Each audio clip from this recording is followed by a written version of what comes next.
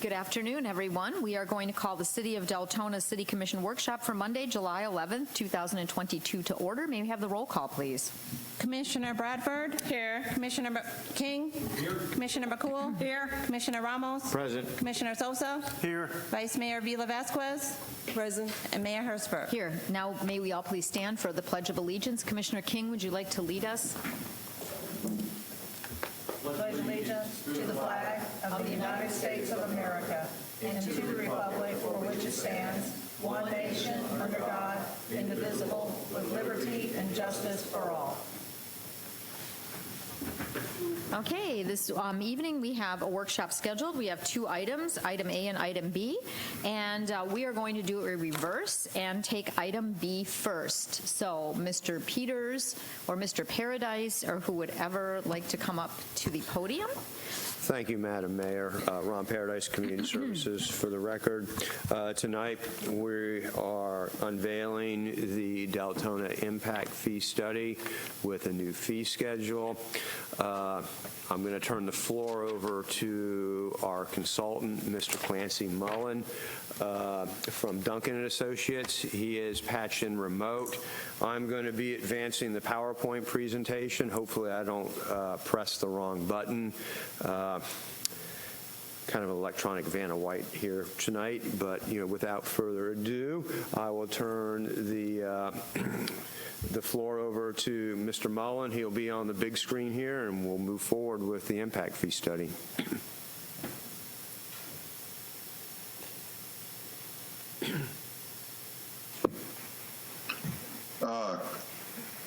Thanks, Ron, for that introduction. Can everybody hear me? Yes. Can you hear me? Yes. Yes. Yes. Okay, great. Great. Okay, can we go to the first slide? I just want to give a quick overview of the study. First, a little background. The last impact fee study you had was prepared in 2015 by Burton Associates. In that study, and you currently adopted 4 fees. Parks, fire, and police were adopted at 100% for all land uses. Transportation fees were adopted at various percentages, 54% for single family, and then the rest of them anywhere from 10% for daycare to 100% for multifamily, hotel, and industrial and warehouse. So this is something we don't recommend, that if you adopt fees at less than 100%, you should use the same percentage for all land uses. So that's what we would recommend in this update, that you not pick and choose. I noticed in the study that the consultant told told the commission that you don't have to adopt them at 100%. But what he didn't emphasize or say, I'm not sure, was that they should be the same for all land uses, because otherwise you're just picking numbers that you like, don't have necessarily any relationship to the impact of the development. So that was kind of an issue with the adoption of the last study. This new study, of course, updates all of the data, so costs, credits, everything gets updated. A new trip generation manual. The old one was based on the 9th edition. This one's based on the 11th edition. So it's important to update them periodically, and that's what we've done here on your current fees. And then we also added a new general government fee that you don't currently have. So this is a potential fee that you could adopt if you so desire. Another thing that we did was to make the land use categories consistent and simpler, and I'll talk about that in a minute when we look at the fee schedules. And then finally, we are recommending combining the fire protection and law enforcement fees into a single public safety fee.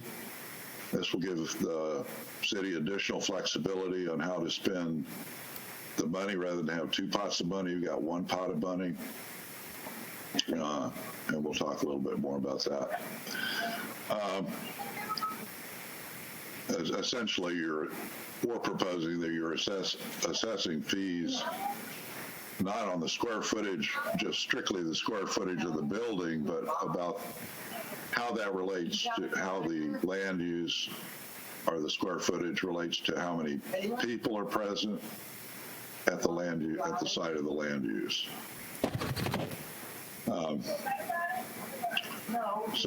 Pardon me, I don't mean to interrupt, but there's some background noise coming from back there that it's making hard to understand. Okay, let me see what I can do about that.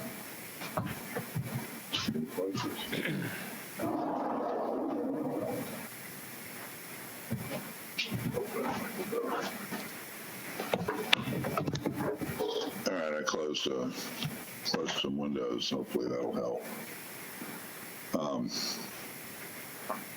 So there was a recent change in state law made in 2021 that restricts how much you can increase fees. Any increase up to 25%, you got to phase it in over 2 years.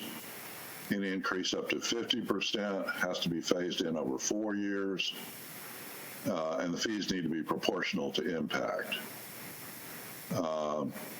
And, well, I mean, that's been a long term. That wasn't a new change. But the fact is, because the fees need to be proportional to impact, the fee that increases the most limits the percent of all fees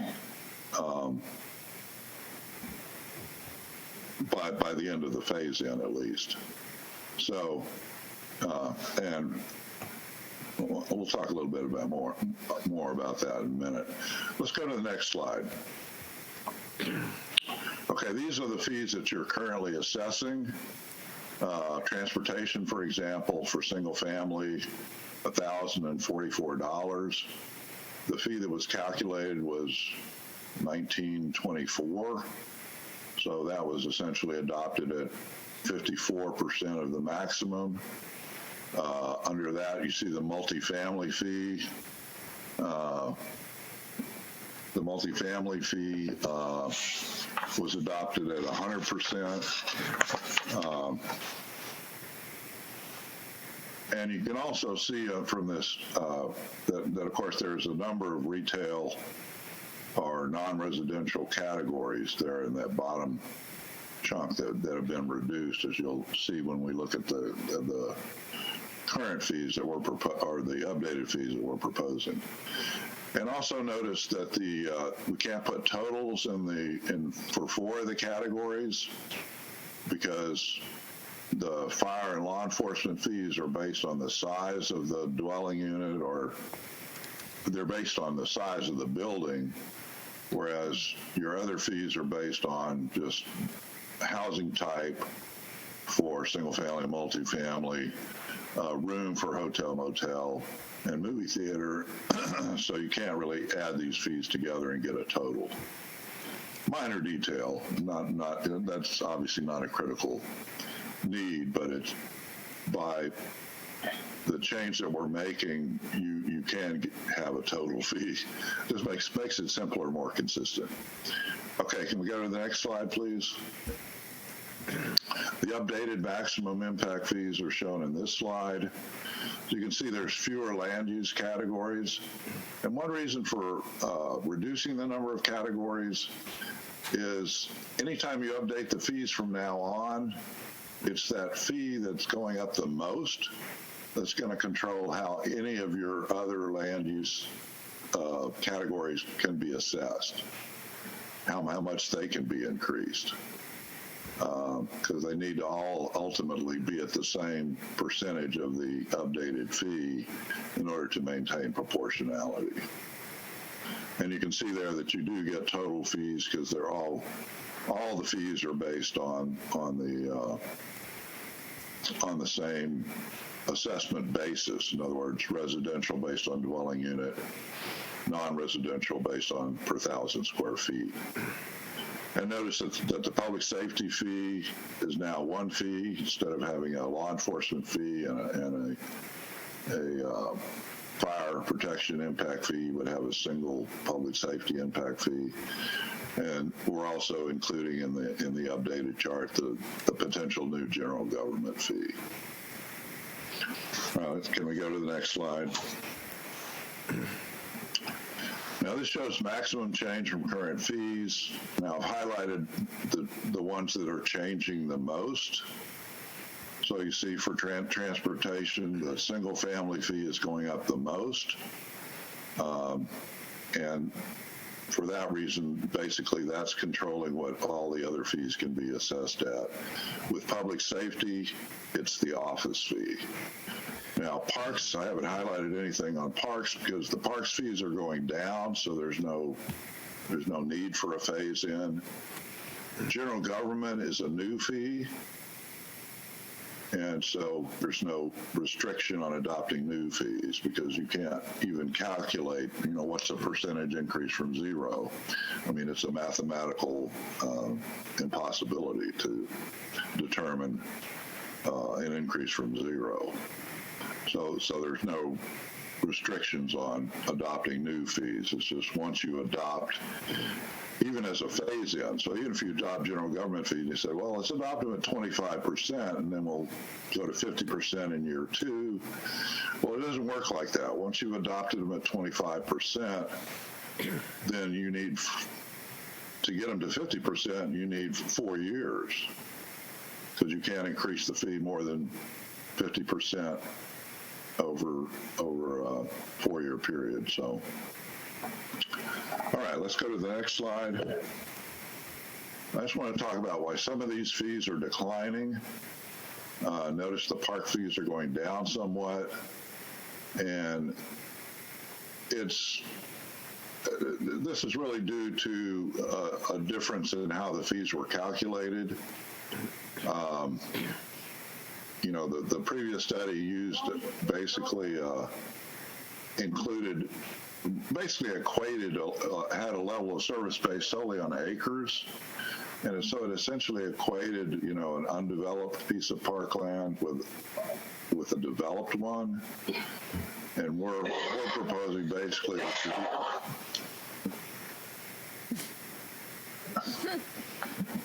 based on basically the replacement value of your existing facility. So if you've got so much value in capital assets, that determines your level of service, not just the number of acres that you have. So that was probably the major reason that the park fees are going down somewhat. They're not going down a lot. The public safety fees, the law enforcement fee in 2015 was based on the public safety complex that was planned at the time, but that land ended up getting used for the center of Deltona. So it's no longer an asset, a law enforcement asset, so those fees went down. It would be very difficult to justify much of a law enforcement fee, which is one of the reasons we decided you should probably combine law enforcement and fire into a single fee. So at least some of those fees, for many of the land uses, those fees went down. But that changing how we're calculating the fees, instead of basing it just on the square footage of the building, we're looking at the number of people. That has a significant impact. Hold on one second.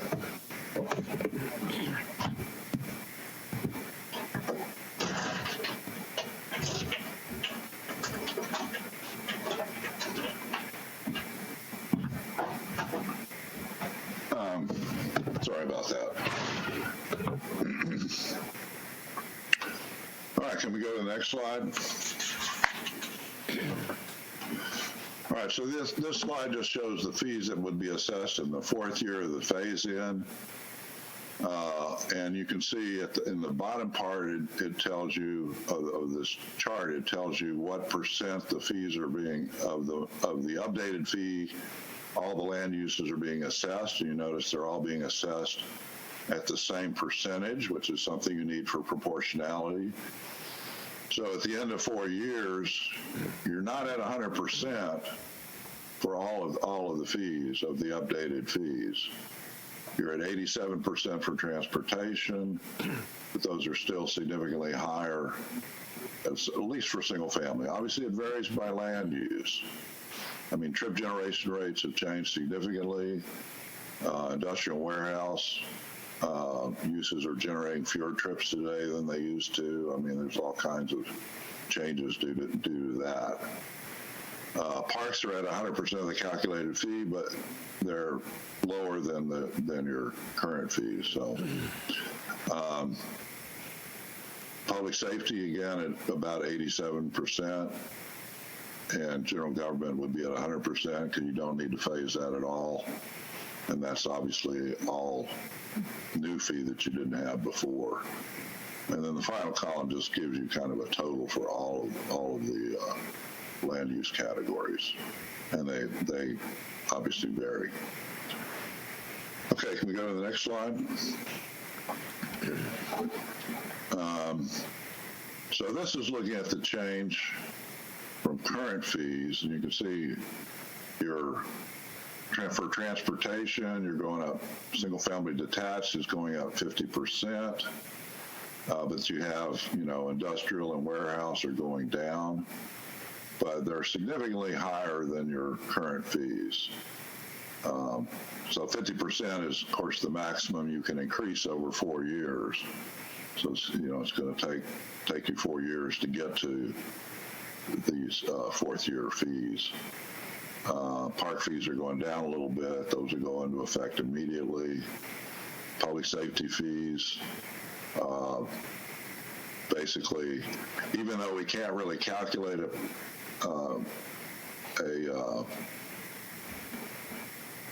what exactly the difference is, we make some assumptions. It's roughly, single family detached is roughly not changing.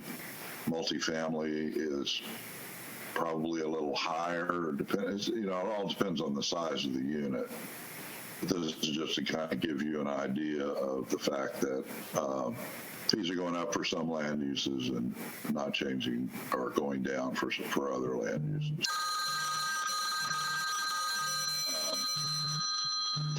Hold on one second.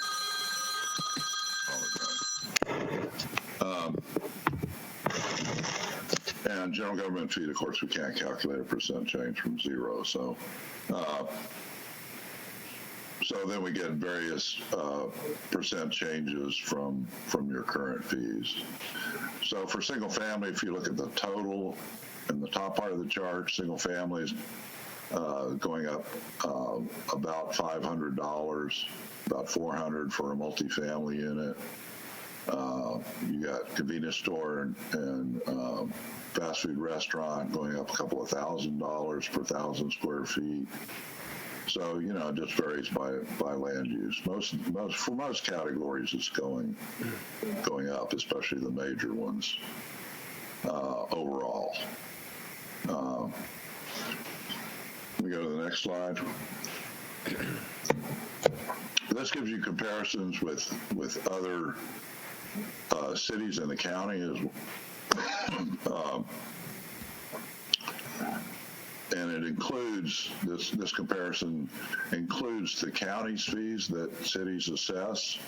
So we're looking at the whole package here of impact fees that basically what a new development is going to pay in different communities. And of course, in all cities in the county, they're going to be paying county road and school impact fees. So if you look at everything combined, you can see that the fees, the maximum fees that the city of Deltona would be charging would be slightly higher than the average of our comparison cities. We've got 4 comparison cities: Daytona Beach, DeLand, Ormond Beach, and Port Orange. So a little bit higher than the average fee, but you got to keep in mind that we're comparing what those communities charge today to what you will be charging in some cases, it's going to be six years, basically, to get some of these fees up to the maximum. So, the fact that you're a little bit higher is not it will be a little bit higher ultimately if nobody else increases their fees in the meantime, basically is all this is showing you. I mean, I encourage communities not to pay too much attention to these fee comparisons, but everybody wants to kind of see how they stack up, so that's why we're showing this. And let's go to the last slide, which also shows a comparison just on a chart comparing the different jurisdictions. So you can see the Deltona's Deltona's current fees are in orange. Then at the far left of the chart, you see in yellow, that's Deltona in year 1. And then a little bit to the to the right of current, you're getting up there close to the top between DeLand and Daytona Beach in year 4, and and when you get to the maximum, which wouldn't be for another 2 years, you'd be a little higher even than Daytona Beach. So that was kind of a pretty quick rundown. So I'd be happy to try to answer any questions that you have. Commissioners, do you have questions? Just click on the board. I have a question, sir.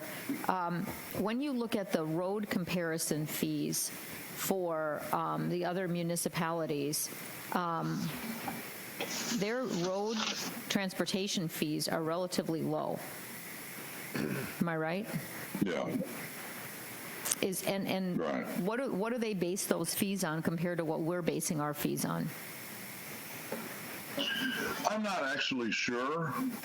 I mean, I have not read every one of these studies and tried to figure out, how they calculated these fees. So I'm afraid I really can't answer that without doing a little research. Okay, because I was just curious. I mean, whether it's done on miles of roads or whether I don't know. But that was just the one thing that stood out to me, aside from Port Orange for city roads. How low they were compared to us. And then the other comment, the county, that's a set fee, the $5,432 for roads. That's the county's overall road fee for each? Yeah. Yes, okay. Right, everybody pays that wherever you are. Okay. Whatever city you're in. All right, thank you. Okay, let me click back here. Any commissioners, any other questions? Because I don't have anybody lit up here. I'm on the board. So, I'm sorry. Okay, Commissioner Bradford, then Commissioner McCool. So I guess I'm a little confused. I get the impact study. I appreciate it. Thank you very much for all this wonderful information. Deltona's been in a place of trying to grow our retail, our restaurants, our offices, all of this. And now we're going to go all the way to the highest level, which makes it even harder to get businesses to come here. So we've already had an extreme difficult time getting businesses to choose to come to Deltona. I get being competitive with Daytona, but we're not there yet. We're at a spot where, and we want them to come here, and we've got them enticed, but why choose us over other cities if we're going to have an extremely high impact fees? That's that. 2, why is industrial warehouse a lot less than the rest, you know, and I say that because we have an industrial area coming in. We have that commercial corridor, but yet I'm looking at this, and maybe I'm looking at it wrong, but it's less. I would think that I would want higher impact fees in an area where I'm going to have semis and a lot of cars and traffic and needing the higher infrastructure, but yet according to this, the way I'm looking at it, it appears it's less than like a retail or an office. Can you explain that? Yeah, I'll try. Your first point about some of the retail uses are high, and that is certainly true. Although, I mean, if you just look at general retail, I don't know if you were specifically focusing in on certain retail, like convenience store, fast food, or something like that. Well, kind of the retail, commercial, convenience store with gas, restaurants, office, industrial warehouse, all of those are what we have been trying to bring to Deltona. And from the look, I mean, just our restaurants with drive-through, I mean, that's the number one thing that we get told all the time. We need more restaurants, we need more restaurants, we need, you know, these, we're jacking up 113% on after the 4-year change. I mean, that's high. You know, yeah, we have convenience stores, you know, even retail. But then I have my industrial and my warehouse going negative. Yeah, and you'll find that with, you know, I mean, that's just a product of, they don't really generate very many trips. So in terms of transportation, they're not having actually much of an impact. And I don't know if you want that or don't want that, but you know, if you're going to have a transportation impact fee, you do need to pretty much follow ITE, the Trip Generation Manual, which is going to tell you what in general the impact is going to be. Now on retail in general, the fees, you know, the county's fees are really what's driving it. I mean, your park fee is, you know, the county fee for transportation is triple. You know, I mean, you would be at like 1/4 of how much the county fee is. So it's going to be a relatively small increment to go from one city to another. Yes, I understand that some of the other cities have lower road fees in general and retail fees in particular, but you know, the delta is, you know, maybe $1,000 per thousand, you know, $1 per square foot. I don't think it's probably going to be a major disincentive or incentive one way or the other to have slightly different. You know, in the big scheme of things, it's a pretty small difference. That's what I would emphasize. Well, okay, so explain it to me. So let's take industrial, and I'm not sure, Ron, what would Amazon fall under in the new building? I mean, that's a million. Warehouse. How much? Warehouse. Right? Warehouse. So that's how many square foot of a building is that? It's 1 million square foot footprint. So a with 1 million square foot warehouse. How much would their impact fees have been?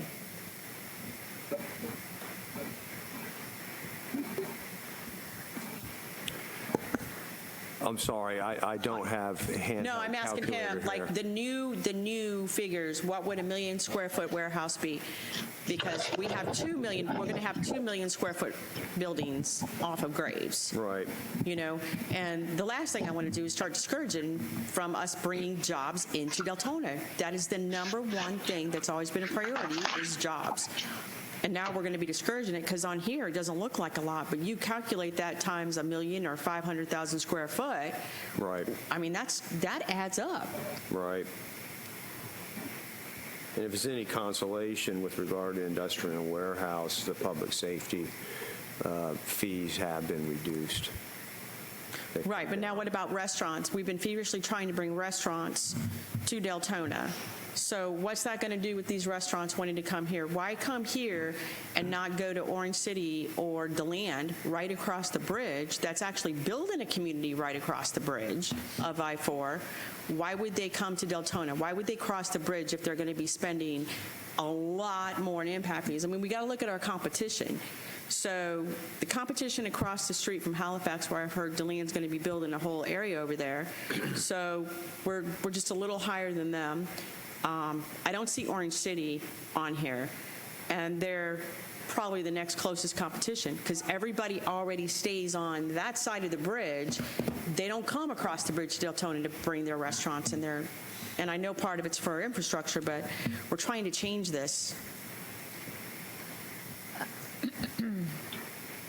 Well, it's going to depend on the market largely. Where's the market for that restaurant is going to probably determine it more than where impact fee is a little cheaper. Go ahead, Ms. McCool. I'm good. Thank you, Madam Mayor.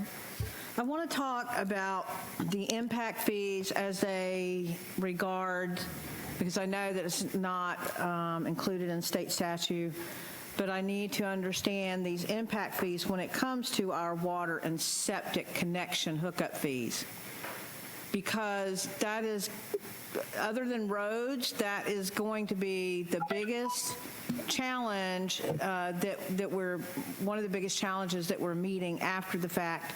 And not only that, these are exceptional times, and I want to understand thoroughly about the impact fees and as far as exceptional circumstances go, right, and in the statute.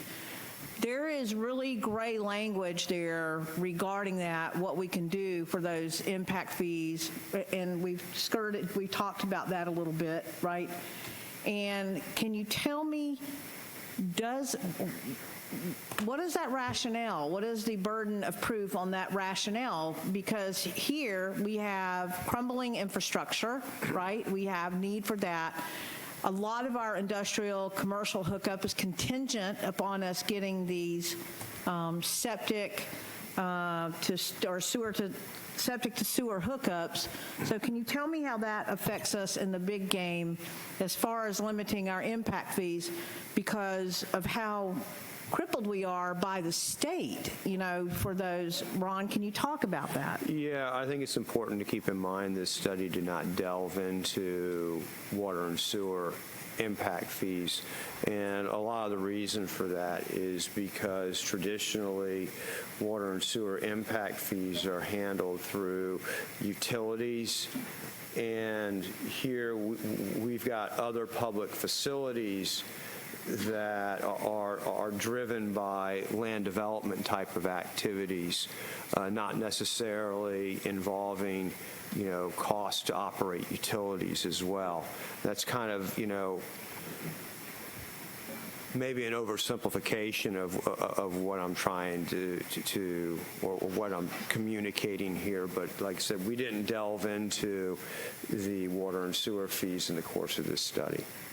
And that the intent would that would be handled independently under the umbrella of utilities. So, you know, I just want it to be crystal clear. We're looking at this in our impact fees, and the single-family detached or the developer attached to that is going to shoulder the burden of the largest increase here.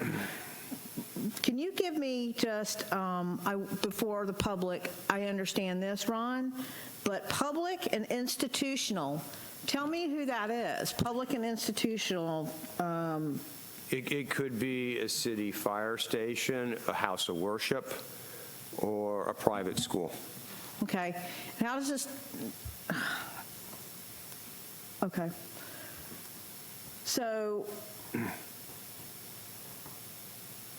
I'm sorry that I'm seeing stymied here, but I have something to say about that as far as the impact fees, because there again, with the exception of churches, the taxpayer is still going to shoulder the burden here because who's the end user of the services here. So I need to understand public and institutional. I know that we streamlined there, but worship, places of worship have a lot of people there, right? A lot of people are served by that. But yet there is a lack of taxes coming out of religious institutions. So I'm needing to understand why those were not held separately than the rest of our public safety institutions.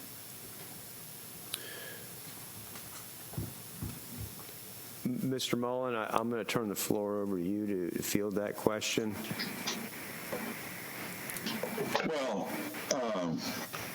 I'm not exactly sure what the question is. I understand.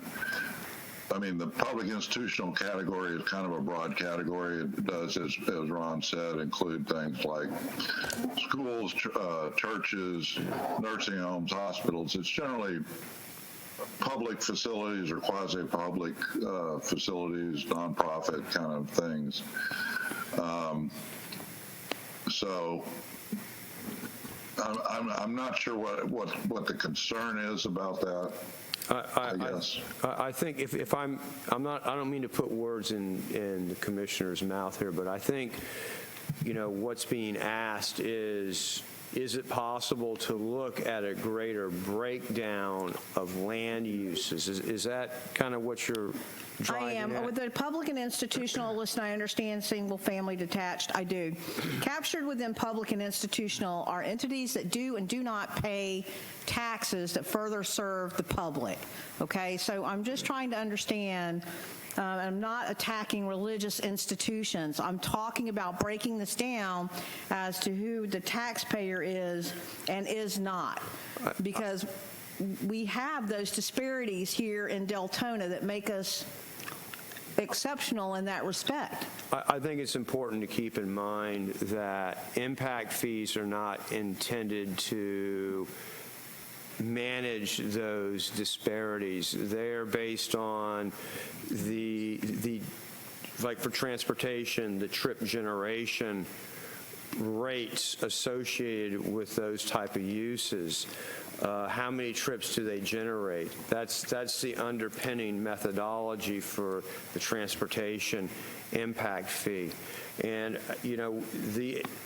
as was explained by Mr. Mullen, the city is very limited to what it can do, and it can only assess impact fees that are proportional to the impacts they cause on public infrastructure.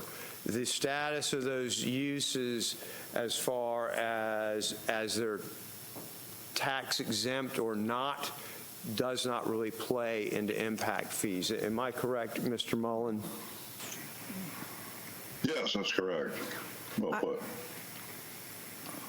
Okay. And based on that, when we talk about how many vehicles are sitting at a fire station versus at a church, I am trying to understand that and have that broken down as far as who's paying a fair share. That's all I'm asking. I understand the concept and how you've broken this down, but I'm asking to understand it at that public and institutional level. So not today, so as to move along, but understanding that there is a disparity there, I believe.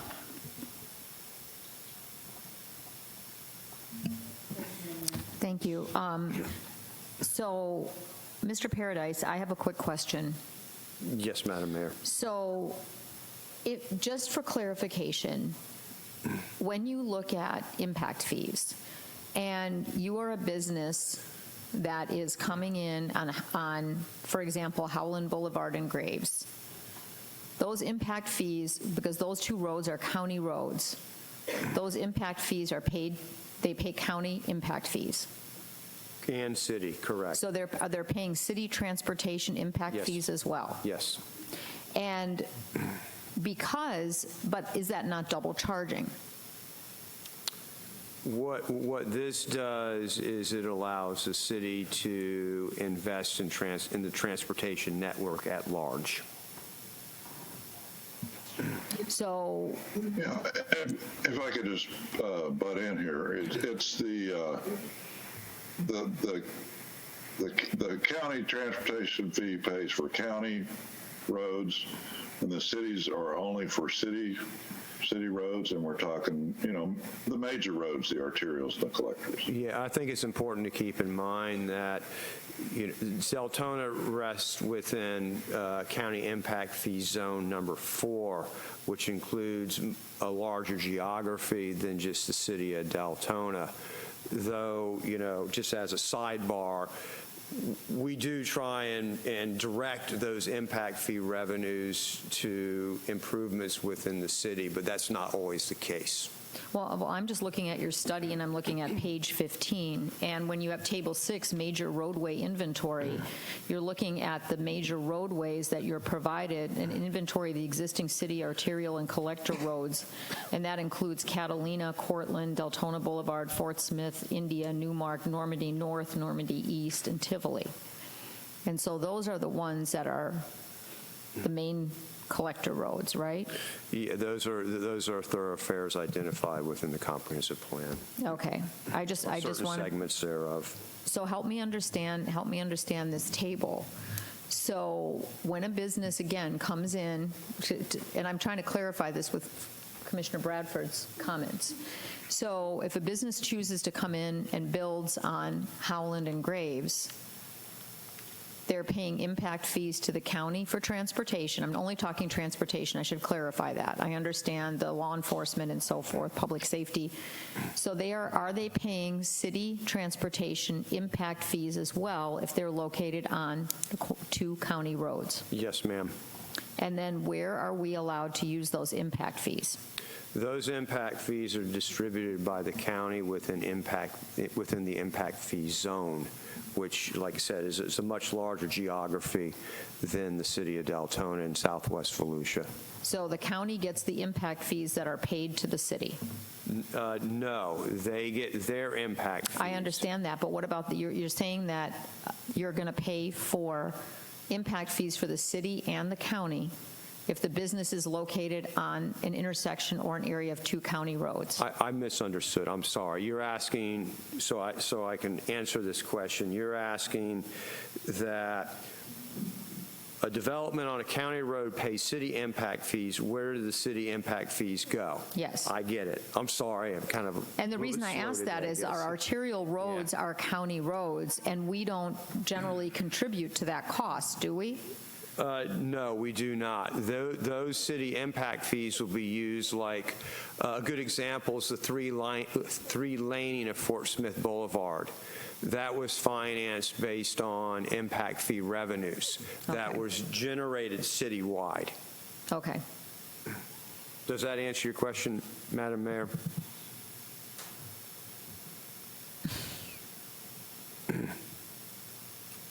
I don't know. I just am troubled by a line in here that says, a transportation impact fee program should include a clear definition of the major roadway system that is to be funded with impact fees. Volusia County's thoroughfare road impact fee covers the cost of all county and state, federal arterials and collectors within the county boundaries.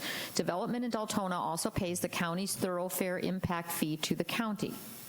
So a development in Deltona pays the county's thoroughfare impact fee, which is the $5,000 and change, correct? That's correct. Okay. It depends on land use type and whatnot. Right, but I'm just saying the 5 to 6K. $5,000 that was in the table. Yeah. So the count, if a developer wants to build on Howland and Graves, they're paying a $5,000 per 1,000 square foot, whatever, impact fee to the county of Volusia, because they're arterial roads. The next line says, to avoid double charging, the city's fees must be limited to the cost of city-owned arterial and collector roads. An inventory of the existing city arterial and collector roads is presented in Table 6. So that and the reason I'm saying that is the county's impact fees are significantly higher than the city's impact fees. And the development that we're looking at, a huge portion is on county roads. So they will be paying the county's impact fee of the $5,000 and change for transportation, of which we have no control over. They're what the county charges. Yeah, the rationale for that statement, and I'm going to hopefully get a nod of acknowledgement from our consultant here, is that the cost differential to improve, say, a 3-laning of Fort Smith may be much different than improving a major county thoroughfare such as Howland or Graves Avenue. Mm-hmm. Okay. I think that's what we're trying to distinguish here. Is that correct? Well, we're just saying that the city's fees can be spent on city roads exclusively and are just assessing the cost of the impact on city roads. So, yeah, 3-laning of one of your roads, intersection improvements, citywide. So it really doesn't matter if the development's located on a county road or not, or on a city road. That's pretty much irrelevant. As long as it's in the city, it's paying a city impact fee. It's paying a county impact fee, but that's really beyond your discretion. You can't, Exactly. County controls what it does with that money. And you can control what you do with your impact fees. And the city's impact fee is charged because of the impact that that business is going to have on the roads in the city. That's correct. Just to be clear. Yes, ma'am. Okay, that's, I think, where I was getting at for that. Commissioner Bradford. Yeah, and I understood that, but what I was also looking at is when we did the Amazon, and I'm just going to use that, let's just say when we brought in a nice large warehouse facility, number one, how much did the city pay out to work to negotiate that deal, to get that deal to come here? We worked with them. They didn't pay for all of the improvements, neither did the county, to our roads for that business to come here. We helped pay, correct?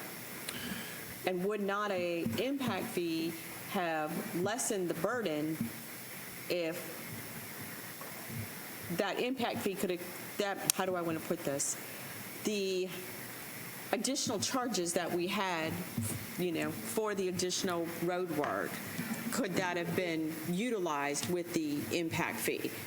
The answer is yes, and it was. It's under a proportionate fair share agreement, and I don't want to go off on a tangent, but here coming up very shortly, you all going to see a tri-party proportionate fair share agreement. That involves the city on another project in the vicinity of Amazon. Well, and I guess that was my whole concern, was that bringing in, and I see us bringing in all areas of Deltona, we're growing. And I hate for us to just say, oh, yeah, this is all in the county. The county does have a very large impact fee. I mean, there was a lot of flack on it last year. I think it was last year or the year before when they raised that. But at the same time, the city is also getting an impact on it because we do have additional vehicles. I mean, that was one of our biggest slaps from our residents was, the impact that it's going to have on the roads and the amount of money that we put in. And, whereas it was like, why aren't we getting more in impact fees from these larger businesses to help lessen the burden that, is going to come out of taxpayer dollars to do these roadways. And that's what I'm looking at. I mean, yes, I want to bring in these restaurants as well, and I get the impact on that. But, here now we're looking at bringing in restaurants, and we've got a substantial increase in impact fees on them. An industrial warehouse, I mean, I know he's a professional, but I'm going to have to disagree. You get a 1 million square foot warehouse, you've got major trucks, major traffic, vehicles 24/7, and wear and tear on your roads. And yes, the county maintains it, but we're also working with the county and working with the business to get them here. So it is costing us money. Am I right? Yeah, the city does have an obligation. So that's where I'm just confused on that. You know, maybe in a normal world where they don't have a couple million square foot warehouses sitting there in additional traffic and trucks and semis and vehicles, it wouldn't be a big deal. But, you know, we definitely need to have that impact. The restaurants, I mean, I'm just confused on why we're going to be at the high end, and is that going to make these individuals want to stay in Orange City, DeLand, DeBerry, rather than coming to Deltona? I don't want to have a negative impact on that. I just think it's important to understand when you looked at that matrix, the state put severe limitations on us on raising. So, you know, we're the ones growing right now. So, but as communities have been growing, the state has been kind of pushing down how much you can increase. And our high number that is shown on that matrix only comes into play after 6 years. So you're looking at that number is ours in 6 years, allocated over those 6 years against the numbers for the other cities that are being shown that are right now and may well be increasing theirs over the next 6 years. So you have to kind of take that into account. We couldn't, if you all said, I want them all raised to the max right now, we cannot do that anyway. State law doesn't allow it. So that max number is over 6 years. You don't get to the top of that number for 6 years. And of course, in putting that matrix together, we couldn't know what these other cities are going to be doing in the next 6 years. But I'm sure that as they are facing rising costs for their services, their impact fee is going to go up too. So that, just so you keep it in context. Well, I guess, I don't know if I'm voicing verbally saying it correctly. I'm not trying to raise them. What I'm looking at, and I think, Commissioner McCool even, hit on it, we're hitting the homeowners with the highest single, let's just take maximum charge for current fees. Mm-hmm. Our single-family detached homes, the transportation's at 72%. Mm-hmm. Multifamily, 44%. Now, when I drop down to industrial, warehouse, public, I'm -9 and -7. Mm-hmm. Again, the burden's all on the homeowners.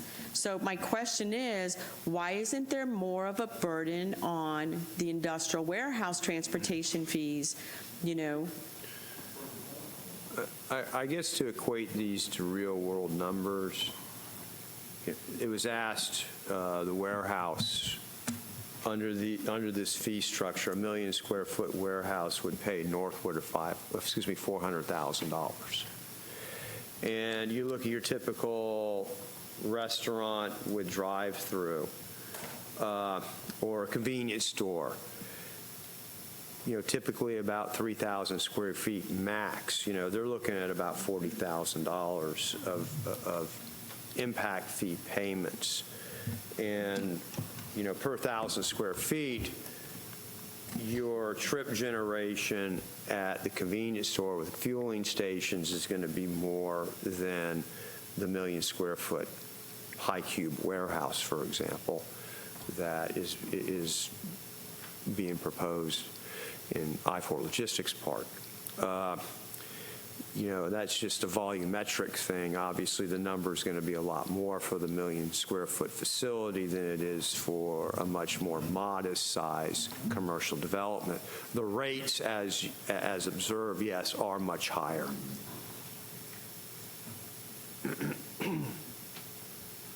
which will then make them take the cost of the homes much higher. Yes, it will.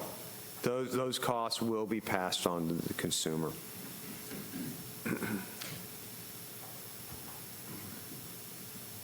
Okay. Commissioner McCool? Thank you, Madam Mayor. Ron, do you have any idea how much underdeveloped or undeveloped property we have as far as the industrial warehousing area? Do you know how much potential revenue is sitting out there is what I'm asking as far as sitting there with the impact fees? I can say that the only bird in hand as we have right now is the I-4 Logistics Park, which will feature about another 2 million square feet of warehousing.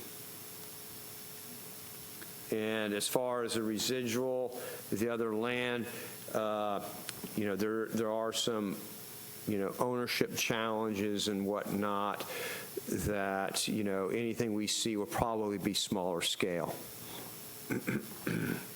So I don't have a good handle on that is the answer to your question. But you do okay. Because we're talking about, and we have to understand also the potential out there, the property that we have with the potential, you know what I mean, for development for these transportation fees. Well, all of them, but we're talking markedly about the transportation fees right now. So I would be interested in understanding that, right, when we're talking about adopting these new impact fees, the rationale, because say that you only have the ability for just say 5,000 total, right, new single family detached, and what that brings as opposed to what you're bringing to the other areas of growth. I'd be interested in the areas of growth, right, before we administer those impact fees is what I'm saying. Yeah, I don't disagree. A vacant land analysis would be nice to have. Did we get that? We have not generated a vacant land analysis in a long time. So, just sidebar, as you said, it would be interesting to see that, right? We've talked about it in our strategic planning. We're talking about it now in the moratorium, that this gives us the chance to sit down and do that. So making a formal request that we do that, right, in deciding these impact fees while we're in a moratorium, to understand this when we're talking about how does our city end up looking, because unless we know how it's going to look, assigning that impact fee, we're just kind of hoping for the best here, right? I mean, am I off base here with that assumption? I don't. Would it be a good thing for us to have, Ron, is what I'm asking you, is that study to understand where we're headed, the percentages in the developing areas? That's what I'm asking. I'm not sure that that's, entirely germane. I think what you're asking is trying to understand exactly what the future impacts could be moving forward if this is approved. Correct. Based on the percentage of what land we have left for development. That's what I'm asking. Yeah, and I think that is certainly a worthwhile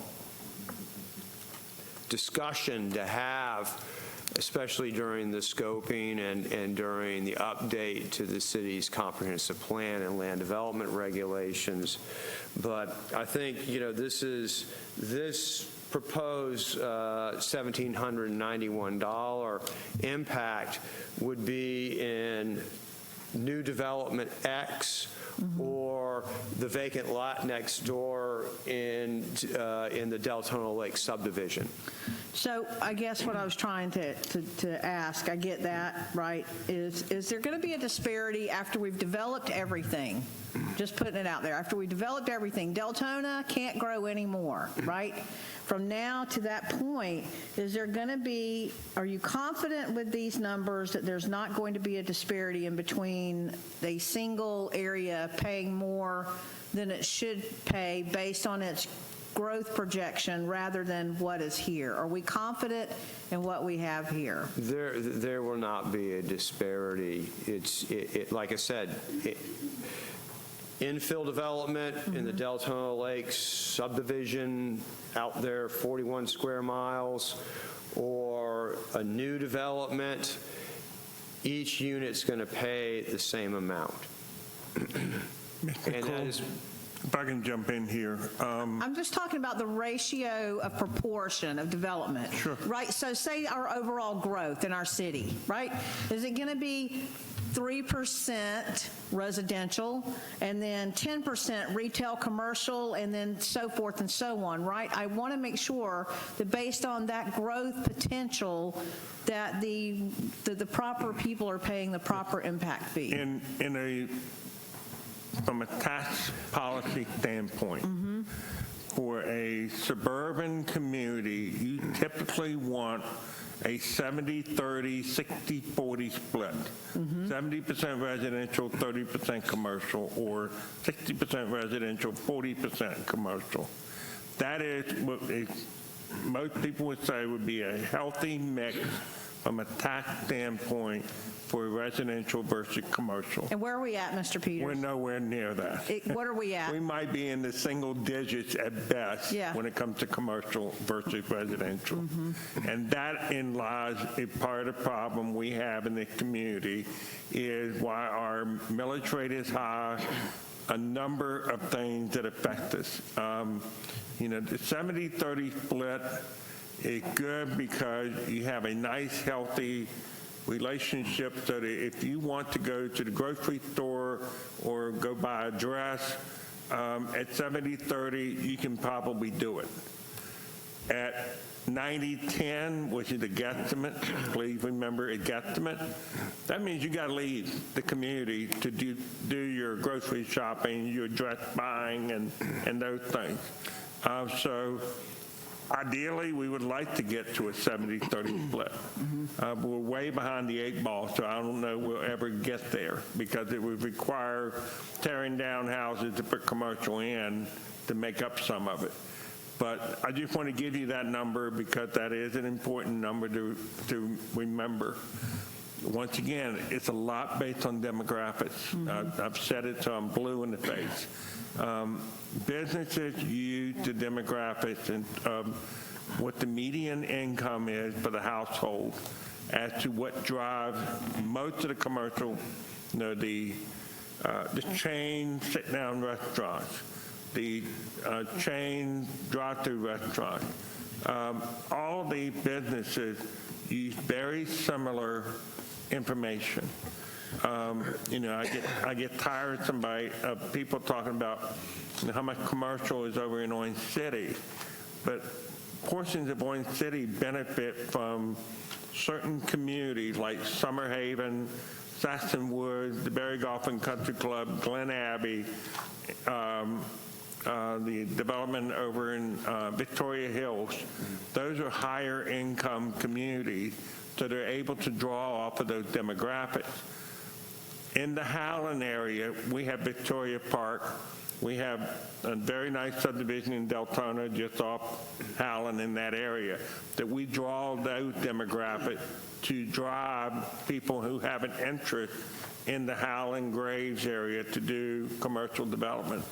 I've preached it that, the new residential developments we're seeing are higher value, and they tend to bring in higher income people, which helps our overall demographics. And that's what I'm getting at, is that ratio of proportion there, because it's just by virtue of us being the community that we are.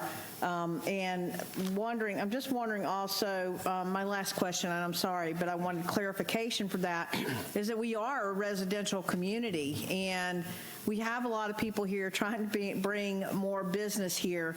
That nexus that we're talking about between single family and multifamily can you just tell me the rationale there, why the multifamily is lower? That's my last question. Just based on traffic generation rates.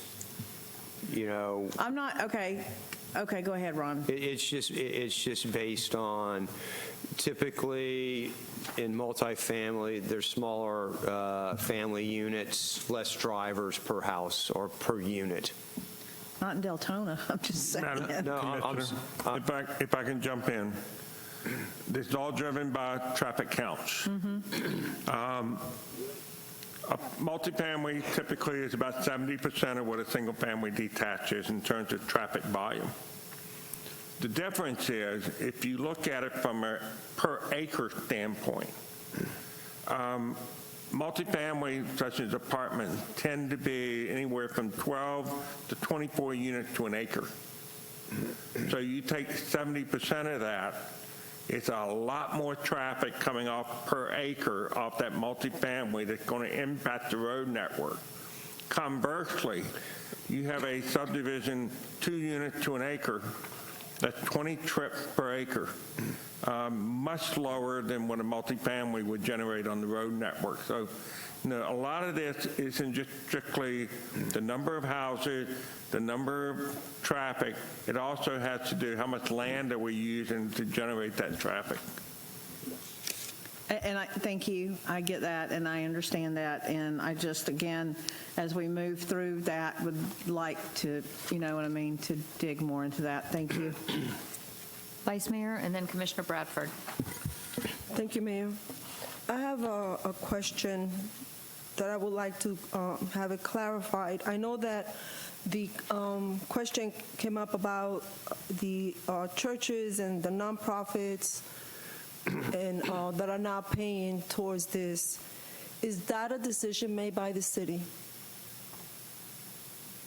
This impact fee rate, yes, is a decision that is made by the city. So, yes, ma'am. churches that are not paying this, that decision is made by the city, or is it because? No, if this were implemented, a new house of worship would pay. Not the existing house of worship, they're fine, unless they expand their square footage in some manner or another.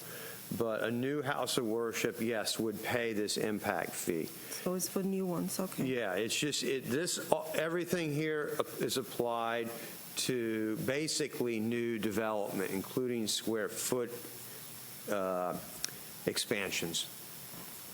And that also falls for any nonprofit organization that's building? That's correct, yes, ma'am. New, right? New, yes, ma'am. Thank you.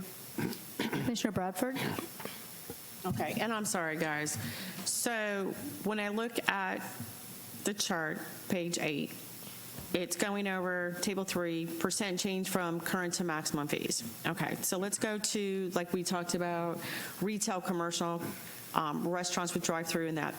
All right, so I'm just going to use Howland and Graves area, that over there and around the movie theater, because that's the area I know, and I'm sure there's other areas as well. But I'm just going to take that for instance. Like, I'm aware of 2 or 3 retail outlets over there. So right now I'm looking at, if I just say retail commercial, we've got 27% increase, which is probably going to be drastically needed over there. But then we got negative 22% for public safety.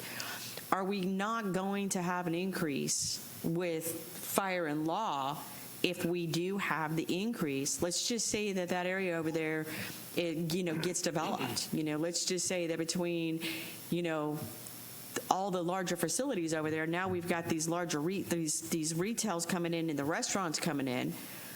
We're at negative 22 and negative 26% for public safety. If anything, are we not going to need an increase in public safety, because we're going to need to increase the public safety in that area? It's not that way?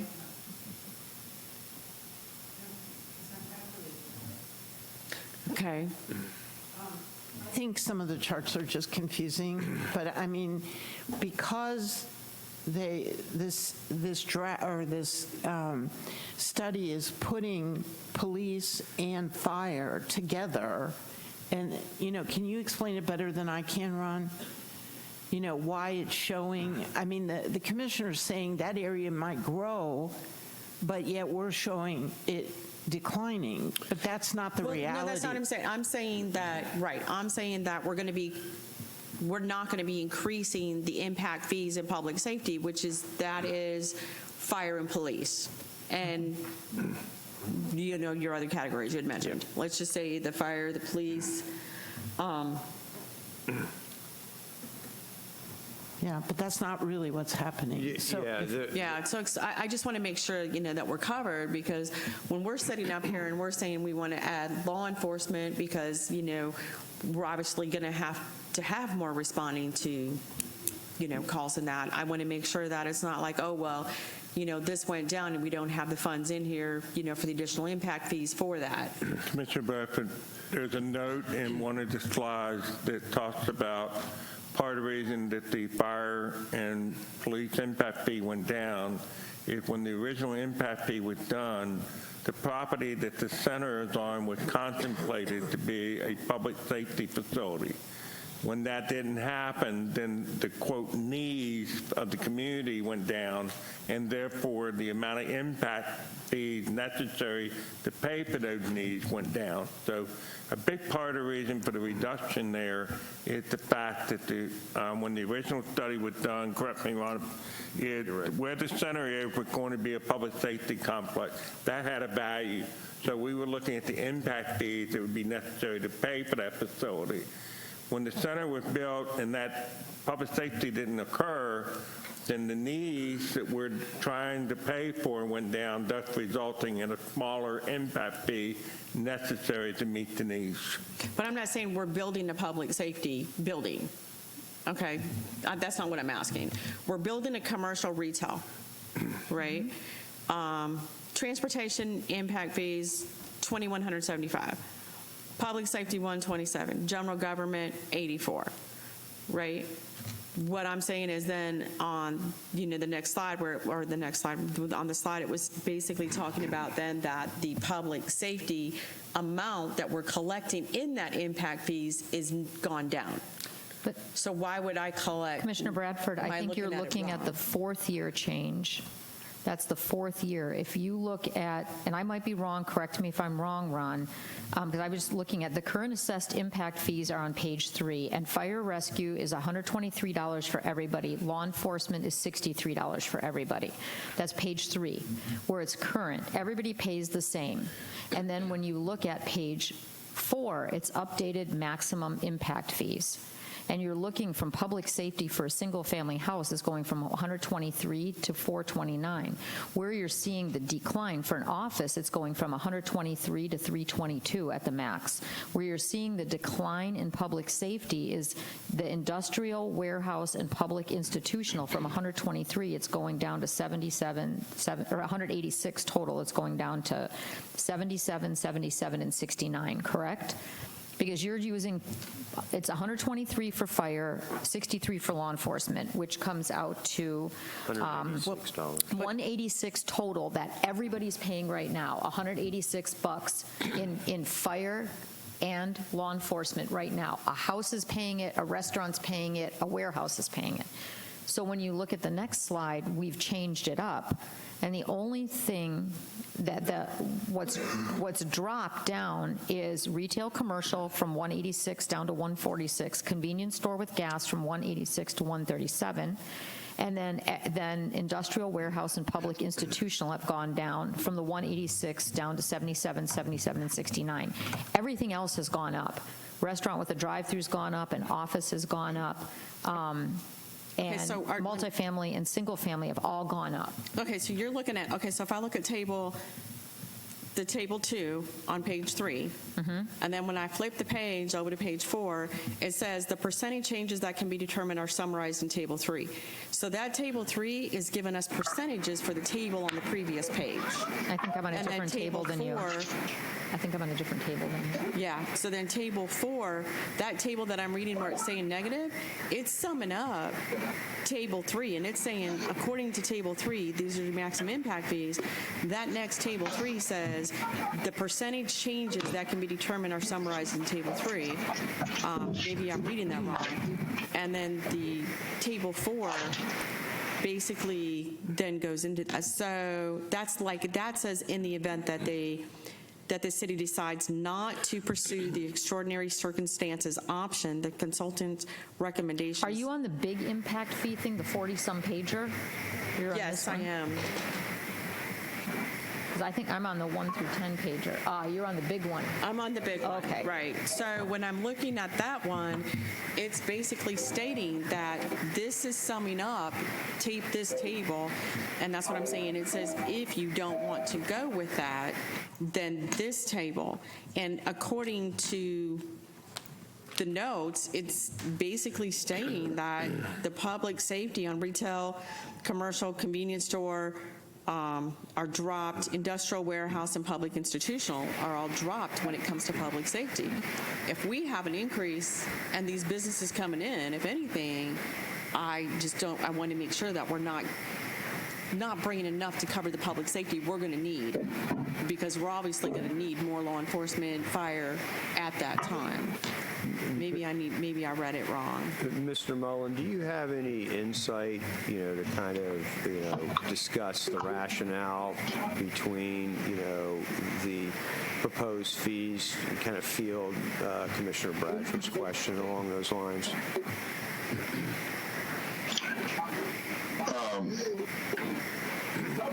Well, I'm not sure exactly what the question is. The question is this, sir, that are we shortchanging or depriving the public safety cost associated with some of these non-residential land uses? Is that correct, Commissioner? Well, the key point is that impact fees have to reflect your current level of service. So the fact that you may have public safety needs that you feel aren't being met, you need to put more money into public safety, whatever, is, the need that you perceive is not the kind of need that impact fees let you recover. Impact fees basically say you can't charge new development for a higher level of service than existing development is getting right now. You can't raise your level of service by charging a higher impact fee to new development than what existing development is currently enjoying. So, the point about the center of Deltona being, was originally planned to be a public safety facility, it was counted as an asset. That was part of your level of service. It's not about but when you decided you're not, that land got repurposed, it's no longer an asset. So if you wanted to build a public safety facility today or feel you still need one, it would have to come out of general dollars, or you would have to raise your level of service enough with other funding before you could pass that on through impact fees. You need to have a capital asset, a level of service that's really the maximum fees you can charge, if that helps any. Yeah. Well, and I'm not asking to say our level of service isn't satisfactory right now. I'm saying if we have the development that we're going to have and we have to increase our level of service, then that's an impact of these new businesses coming in. So yeah, maybe I'm just not understanding. No, I think I understand what you're saying. I think we've gotten some direction here just based on the lines of questions.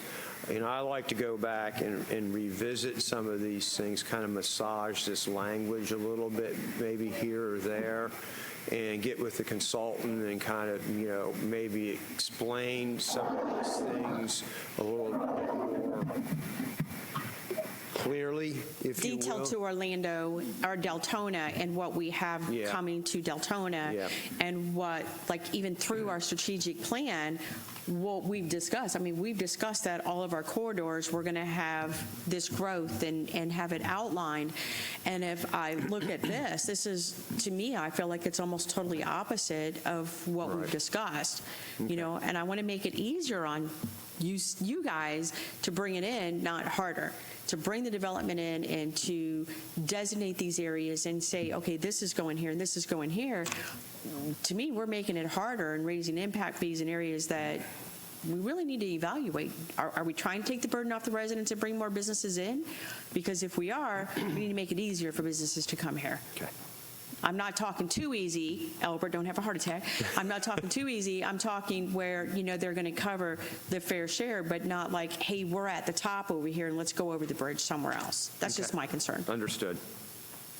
Okay, Just Commissioners. being competitive.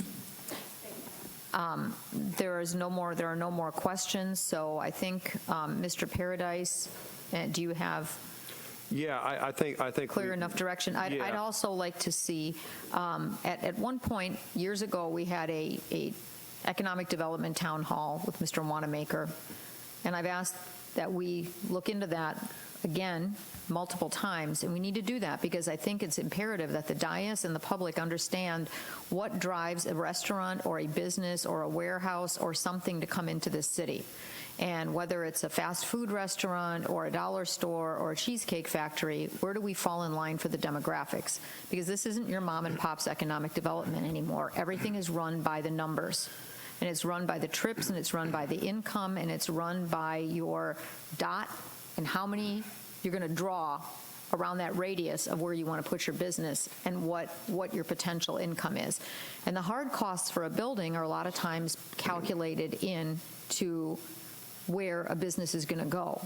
The hard costs aren't the issue. The issue a lot of the time is, do you have enough people to service that, and are people going to come to your place of business? Because that's what's going to sustain you. And I think that if we schedule something like that and have that type of a presentation for the public and for the commission, that would maybe help understand where we have to go with impact fees, because it's a very delicate balance. We hear from the residents all the time, we're sick of the growth because it puts an impact on our roads, on our institutions, and so forth, and the developers aren't paying their fair share. So here we're trying to raise that in certain ways, yet you have to remain in the parameters of the law. Needs to be defensible. You're exactly right. So, okay. So whatever you can bring back for clarification, Mr. Peters and Marcia, are you good with that? Okay, perfect. And all right. Madam Mayor, I'm sorry. I would like also clarity when we bring this back on exceptional circumstances. There's certain time frames when you can do certain things, and like for this cycle, we couldn't do exceptional circumstances. Yeah, we talked about that. Yeah, but so we were out of that. But we'll look at these things and also look at the time frame on when you all can revisit this again in the future, depending on as you see certain development trends also. Yeah. Okay, thank you. Thank you, sir. We appreciate you zooming in. Thank you, Mr. Mullen. Have a good day. Thank you. Okay, we'll move on to the next item, which is a discussion, a presentation to the Commission, the Community Land Trust, CLTs, and affordable housing. Thank you, Madam Mayor. We had Mr. Frank Wells here come and have an interesting presentation to the Affordable Housing Advisory Committee on Community Land Trust. Without further ado, I want to introduce Mr. Frank Wells. He's kind of a local expert on these community land trust approaches to engender affordable housing within a community. Thank you, Mr. Wells. My pleasure. Thanks so much. Madam Mayor, members of the commission, staff, residents, it's a pleasure to be with you tonight. I'm, as Mr. Paradise said, Frank Wells, president of Bright Community Trust. I'm based in Orlando. Our offices are in Clearwater. We cover about a third of the state at this point, providing land trust, affordable housing, housing strategy consulting, housing counseling work all around the state. Our Central Florida affiliate is known as Housed, the Central Florida Regional Housing Trust, so you may see both of those logos, but we both do the same thing and share a staff. Let me tell you how we got started, because I think it's very important for us to understand what the importance of a community land trust is to a city or to a county. This is Anthony Jones, who founded Bright Community Trust. He served as Pinellas County, that's St. Petersburg, Clearwater area over on the other coast, served as the county's Director of Housing and Community Development for a number of years.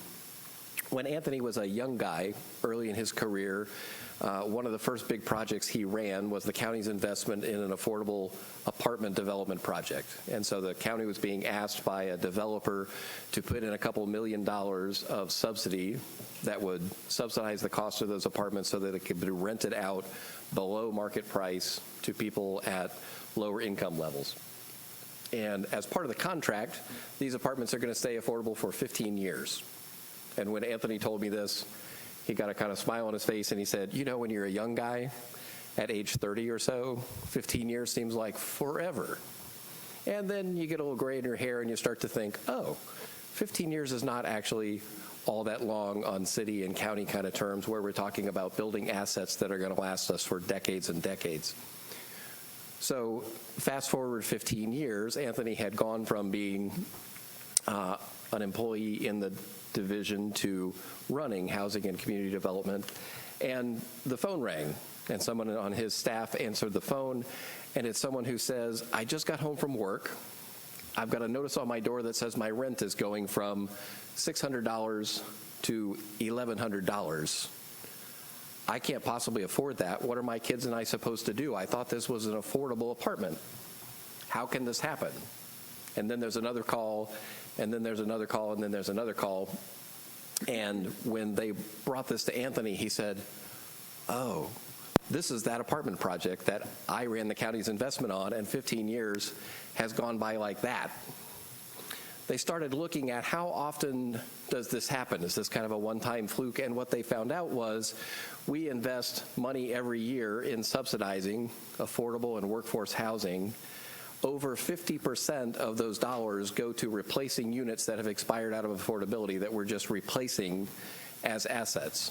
So out of every dollar we spend, less than half goes to creating net new units in this very real need. And he said, this is crazy. We are stewards of the public purse, right? We have a responsibility to our residents to steward their dollars as well as possible. There's got to be a better way to do this, where we can stretch these dollars and get more bang for the taxpayer's dollar. So they looked around the country and said, who's doing something that is working more successfully? And what they discovered was this community land trust mechanism that says, instead of putting the public subsidy dollars directly in the development, let's take those dollars and buy the land. We'll place the land in a nonprofit organization that will steward it permanently. That organization will provide to the developer the right to build on the land in exchange for a nominal ground lease. So that serves as equity in the deal for the developer, right? Because now they don't have to eat the land cost. But that ground lease is for a term of 99 years, and it's renewable, and it stipulates that these units stay affordable for the entire duration of the ground lease. And so we've achieved perpetual affordability rather than time-limited 10, 15, 20-year affordability. We really like how that works because it lets us stretch our public investment much further. So a community land trust is a nonprofit organization that is created to steward the public investment and keep land developed and dedicated to community purposes in perpetuity. Now, Bright was created initially to do this for affordable multifamily apartments. A couple years in, we discovered that we could do the same thing for affordable home ownership opportunities, as we realized that there's a large and growing need for our teachers, our police officers, our firefighters, our nurses, who are getting priced right out of the housing market, that we really want to be able to live in the communities that they serve. We could be working on using the same mechanism to subsidize home ownership opportunities for them as well. So here's how they work. The crucial thing here is that we are separating who owns the land, a nonprofit that's keeping it dedicated to community purposes, from who owns the improvement. So in this case, the nonprofit holds onto the land and sells that improvement, sells the house. That lets somebody buy in way below market price, and we income verify what income bracket are they in based on what the city or the county tells us are their targets. And then somebody can stay in that home for as long as they want. Could be 5 years, 35 years, doesn't matter. When they resell the home, the appreciation has been capped. So they'll capture some of that appreciation. They've paid off some of their mortgage. All those dollars go in their pocket. But some of that appreciation is left behind because we want it to be, if it's affordable for a teacher in 2022, we want it to still be affordable to another teacher in 2032. I'll run you through some of the numbers later, but that's the basic premise of what we're doing. The thing that makes this so attractive to cities and counties is that we're taking a one-time investment and creating a permanent affordable or workforce housing asset that will serve the city forever, as opposed to subsidizing a new one every 5 years, 7 years, 10 years, whatever affordability period we would attach to more traditional home buyer subsidies. Again, in exchange for being able to buy way below market price, that first home buyer says, you gave me a hand up here, I'm going to pass it on to the next person. So they will capture a little bit of the appreciation, but they're intentionally leaving some behind so they can serve the next family and the next family and the next family. And this lets us use that public subsidy one time to create a big benefit in perpetuity. We love that this gives us an opportunity for families who will always be renters otherwise to get into home ownership and start building up some household wealth. If you have the ability as a family to go out and buy in the open market, and all you need is $5,000 or $10,000 of down payment assistance and a home buyer education course, we would love to help somebody with that. Go buy a home on the open market, fee simple. That's a terrific outcome. That's not who this is trying to serve. This is trying to serve the family that's been stuck renting forever and ever, doesn't have a way to make the big leap into home ownership, but they're able to buy a community land trust home way below market price and stay there for 5, 10, 15 years, generate some wealth, and then migrate up into the home ownership market. We love particularly how this stretches our public dollars and helps them go farther. We also know there are a lot of benefits to home ownership for communities, right? Communities that have higher home ownership rates tend to have more stability in the job pool. This is great for your workforce, great for educational outcomes for kids in the schools to have that stable home environment as well. Again, we can use this tool for single-family home ownership. We can also use it in other ways. Bright has over 500 units of affordable multifamily rentals, in addition to having developed over 120 single-family homes.